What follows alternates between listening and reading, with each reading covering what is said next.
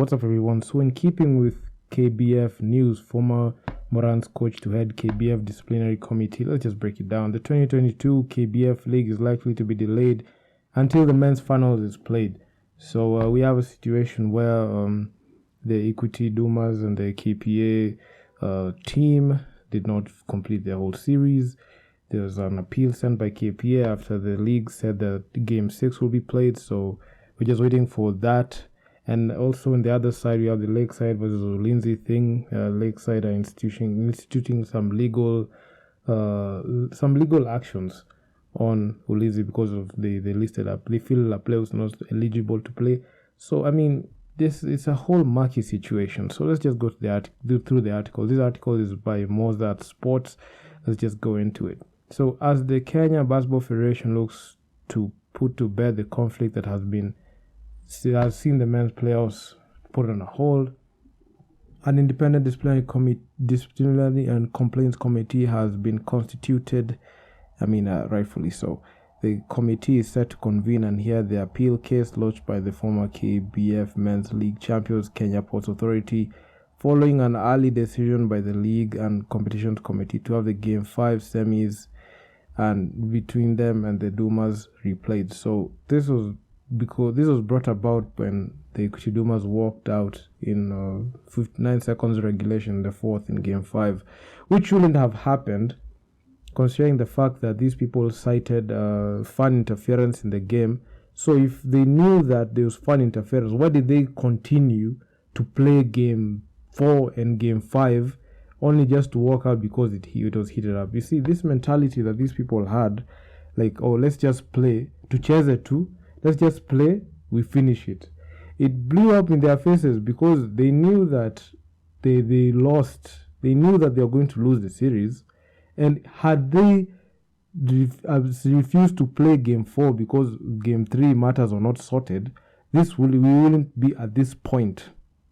So the Dumas, after leading the series 2-0 in Nairobi, lost Games 3 and 4 in Mombasa and looked well on their way to lose the series before walking out in 59 seconds in regulation, citing fan trouble. So this whole situation would have been avoided if they played Game 3.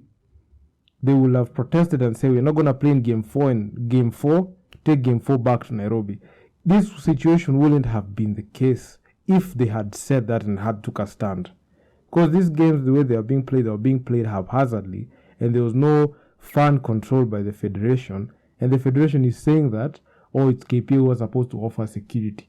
I mean, it's such a, when you look at it, when you try to be rational with it all, you just see incompetence everywhere. You just see all the incompetence everywhere. So former national team coach George Namake will be the convener of the meeting, comprised of 7 members. Until 2019, Namake was still involved in basketball at the top tier level as the head of coach of the World Hope men's side. Also in the list of former KBF chairperson Agina Wesonga, currently based in London, UK, Shihemi, a former KBF secretary general who has served the federation for 17 years in different capacities before exiting in 2012, is also in the committee. He is a retired NBA, retired FIBA instructor. Henry Shihemi is a retired FIBA instructor, worked in the federation for 17 years. Albert Masiolo, a former Western Province KBF branch chair. Former players Will Kister, Oduo national team Pam Sinda Yana, as well as Dr. Jacob Mbijiwe, complete the list. The committee has gone on a fact-finding mission, reaching out to teams in question, and are expecting to convene the meeting before the end of this week, come up with a verdict. So for those who offered, KBF SG Ambrose Kisoy upon the release of the list. So this is what they told us 2 weeks ago. They said that our result is going to be, you are going to be given something, but they didn't tell us. Now they are giving us another week so that we have to wait so that they can just tell us. So that it's such a funny situation. You try to be rational with it all, you just find these people just fooling around. The winner of the series between the Bankers and the Dockers, the now KPA, the Dockers, will set to meet the host Ulinzi, the Warriors, in the finals if the federation clear the military side name where they were accused of feeling an ineligible player in the playoffs.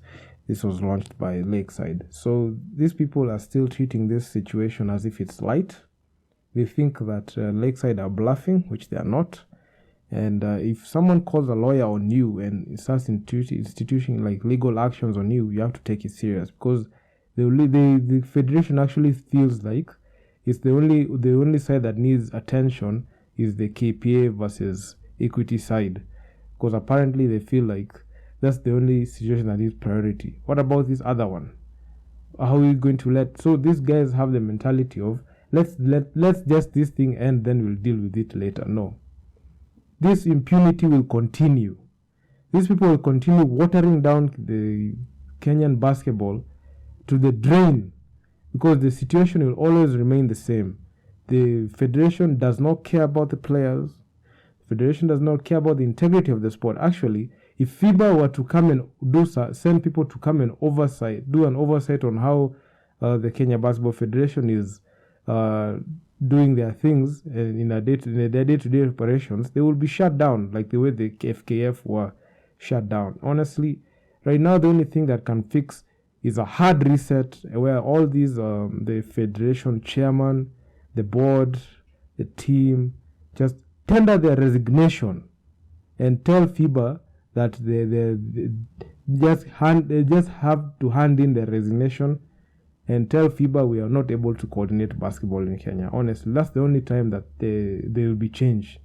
You can try to rationalize this thing all you want, but you can try to make up stories, make up situations, try to cover up the truth, omit information, omit facts, give you fake news, say that the federation is going on well, the basketball scene is improving, but on the ground level, you can see the incompetence. Not only is it reflecting in KBF, in internal leagues, also the incompetence is also being seen in the national team, where players feel like they are owed a spot there instead of working for it. They feel like that spot is theirs, it virtually belongs to them. It doesn't belong to you. It belongs to any Kenyan. And I keep on saying there are 40 million Kenyans. There are 40 million Kenyans in our country, not even 40, 50. If you're saying that you're going to create 15-man roster for the Kenya Morans, you will have 60 players playing for the national team, team A, B, C, and D. And will not have this situation where you attribute a loss like the way they have lost in the FIBA World Cup first window and say that we lost because we didn't have players. The loss is because the federation is handpicking players out of nowhere, thinking that the KBF Premier League is the best league in Kenya. It's just a glorified scratcho. That's what I think about it. So, yeah, I mean, if they don't change these things, if they don't change the way they operate things, everything is just gonna get worse. You're gonna see all these legal actions, all these legal sanctions. You're seeing teams taking other teams to court.